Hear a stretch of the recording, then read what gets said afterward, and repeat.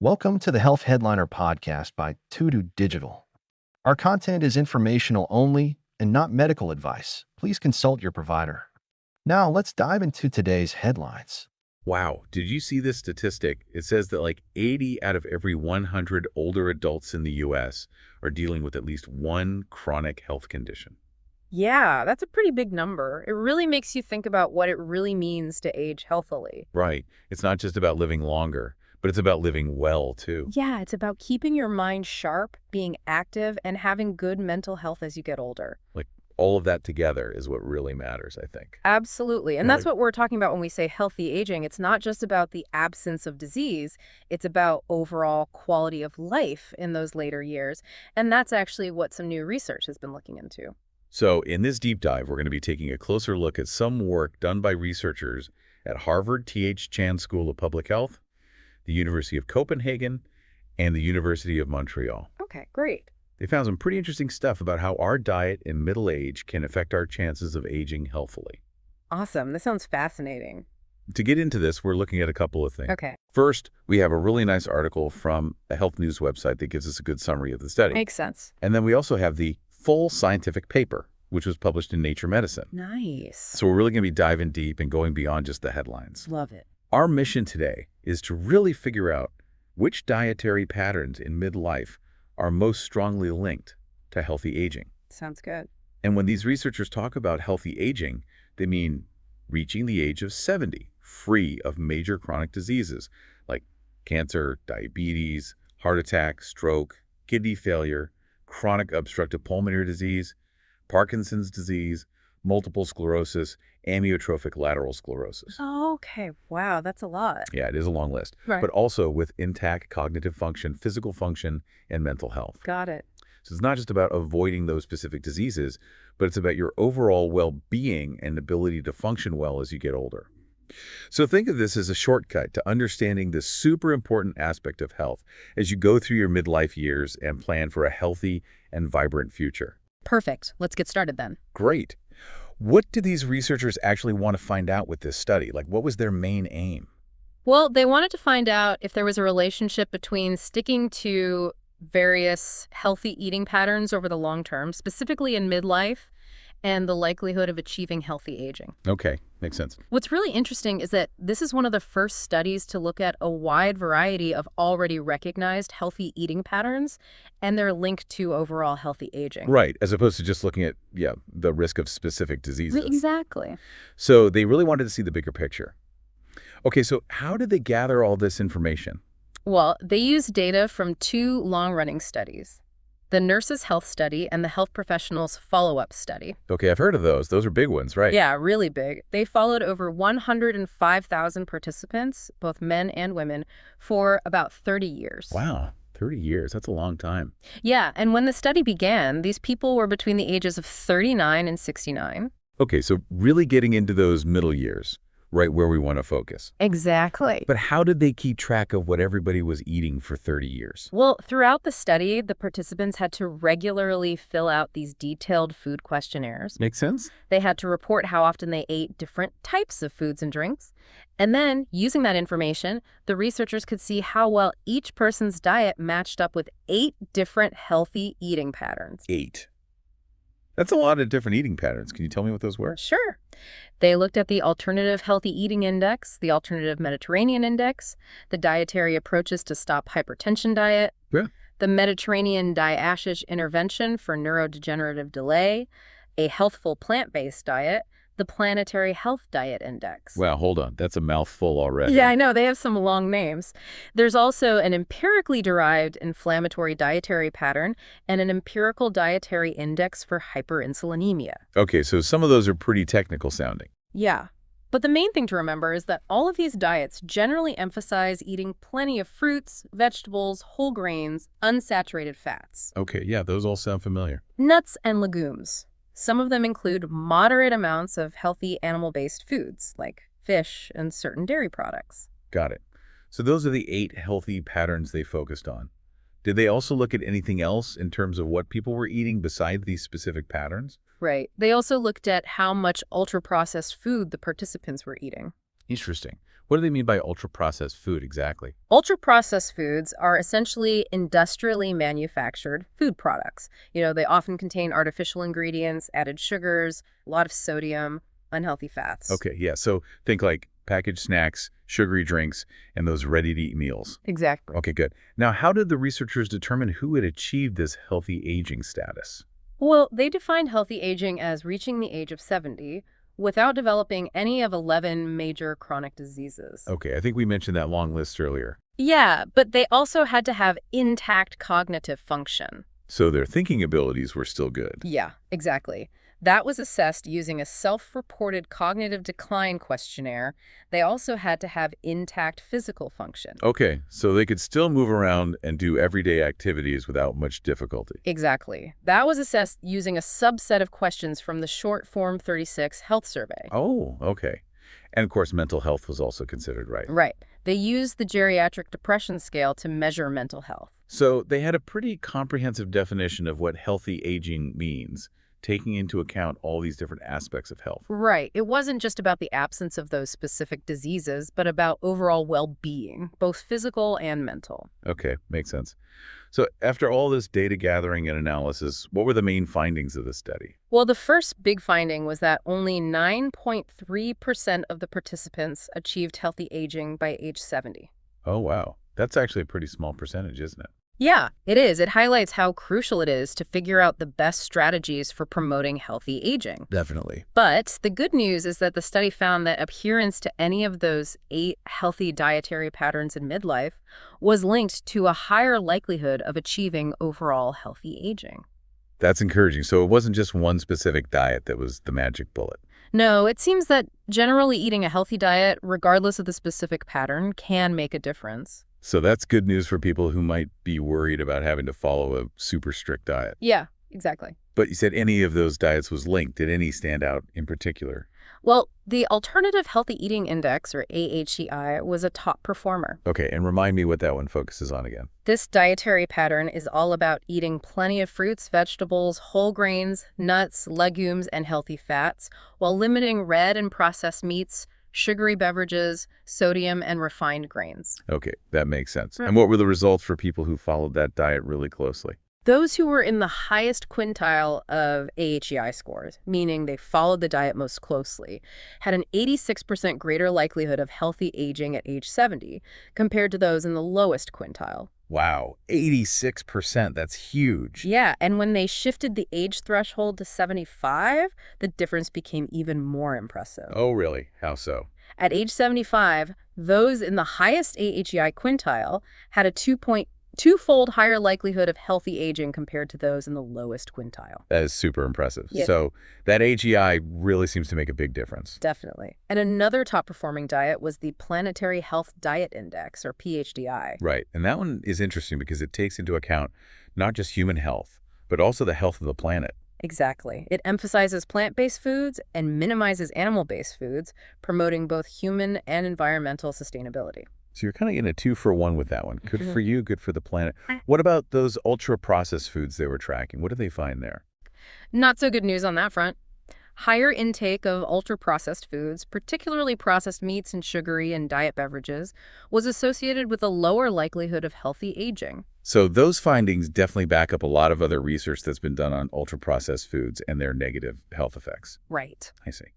So for each of the 8 dietary patterns, was there a range of how much they impacted the chances of healthy aging? Like how much did following them closely increase the likelihood? Yes, definitely.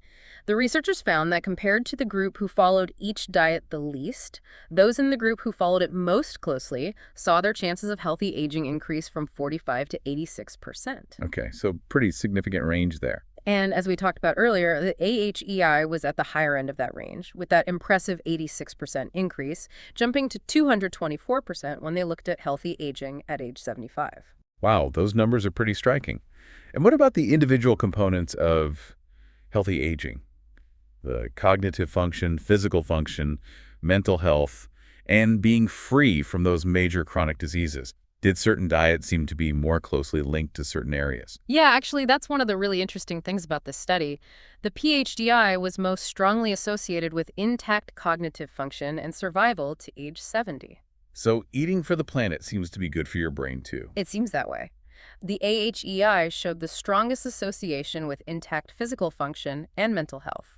So that one seems to be a good all-rounder, impacting both your physical and mental well-being. And for being free from those 11 chronic diseases, the reversed empirical dietary index for hyperinsulinemia showed the strongest association. Okay, I'll admit that one's a bit over my head. What is that diet all about? It's a dietary pattern specifically designed to prevent high insulin levels in the blood, which can contribute to a number of health problems. Ah, I see. So it's not necessarily a well-known diet for the average person, but it seems to be effective in reducing the risk of chronic disease. Exactly. So it seems like different dietary approaches might have slightly different advantages, even if they're all considered healthy. Were there any specific foods or nutrients that really jumped out as being particularly beneficial or detrimental to healthy aging? Yeah, absolutely. Fruits, whole grains, vegetables, unsaturated fats, nuts, legumes, and low-fat dairy were all positively associated with healthy aging. Okay, that makes sense. Those are all things we generally consider healthy foods. On the flip side, trans fats, sodium, total meats, red and processed meats were all inversely associated with healthy aging. Okay, so those are the things we should be trying to limit. Any other surprises in the food findings? Well, one interesting thing they found was a particularly strong link between added unsaturated fat intake and survival to age 70, as well as intact physical and cognitive function at age 70. So it's not just about avoiding unhealthy fats, but also about making sure we're getting enough of the good ones. And when you say added, you mean unsaturated fats that are added to foods, like in cooking or processing, right? Yeah, exactly. Okay, that's a good distinction to make. Now, one last question about the findings. Did those connections between diet and healthy aging look different for men and women, or for different groups of people? Well, they did find some differences. While all the healthy dietary patterns were associated with healthy aging in both sexes, the associations were generally stronger in women. Interesting. So it seems like women might get even more of a benefit from following these healthy diets. Any ideas why that might be? It's not entirely clear why, but it could be related to hormonal differences or differences in how men and women metabolize certain nutrients. That makes sense. Were there any other groups where those links were stronger? They also found stronger associations for some diets in people who smoked, those with a body mass index over 25, and those with lower physical activity levels. Okay, so it seems like for people who might already have some risk factors for poor health, a healthy diet could be even more important for promoting healthy aging. Exactly. Okay, great. So we've covered a lot of ground here. What are the main takeaways? What are the big implications of all these findings? The biggest message is that dietary patterns rich in plant-based foods with a moderate inclusion of healthy animal-based foods can really help to promote healthy aging. It really emphasizes how important our diet is for our long-term health and well-being. Exactly. And it's also important to point out that there's not just one right way to eat. This study looked at 8 different healthy dietary patterns, and following any of them showed benefits. So it's not about being super restrictive or following a fad diet. It's about finding a healthy way of eating that you can enjoy and stick with long-term. Exactly. And that's something that the researchers themselves emphasize. Healthy eating can be adapted to individual needs and preferences. It's not a one-size-fits-all approach. That's a really good point. It means people can find a way to eat healthily that fits their lifestyle, their culture, and their taste preferences. Right. And these findings are important because they could help inform future dietary guidelines aimed at promoting healthy aging. So moving beyond just trying to prevent specific diseases and really focusing on how we can maintain that independence and quality of life in our later years. Exactly. Which is really what we all want, right? To be able to stay active, involved, and able to enjoy life as we age. And it seems like our food choices in midlife can play a really significant role in making that happen. Absolutely. But of course, it's important to remember that every study has its limitations. Right. No study is perfect. So what are some of the limitations we should keep in mind with this one? Well, one important thing to note is that the study participants were all health professionals. Yeah, right. You mentioned that earlier. They were mostly nurses and other healthcare workers. Exactly. So they might be more health conscious and have different lifestyle habits than the general population. So the results might not be exactly the same for everyone. Right. It's also worth noting that cognitive and physical function were assessed using self-reported questionnaires, not objective measurements. Oh, yeah. So people were basically reporting on their own experiences and perceptions of their ability. Exactly. So while these questionnaires are useful, they don't provide the same level of detail and accuracy as, say, a clinical exam or performance-based tests. Got it. And in a study like this that spans such a long period, there's always the possibility that other unmeasured factors could have influenced the results. Right. The researchers did statistically adjust for a wide range of potential confounding variables, but it's impossible to completely rule out the possibility of residual confounding. So things like environmental exposures, genetics, or even very specific lifestyle habits that weren't captured in the questionnaires could still have played a role, even if it was a small one. Yeah, and the researchers themselves acknowledged the need for replication of their findings in more diverse populations. So essentially, we need more research to see if these findings hold up in groups of people with different socioeconomic backgrounds, ethnicities, and lifestyles. Exactly. Okay, so those limitations are important to keep in mind. But despite those, this study still offers some really valuable insights into the connection between diet and healthy aging. Absolutely. Now, this study has garnered quite a bit of attention from experts in the field of nutrition and aging. What are some of the things they've said about these findings?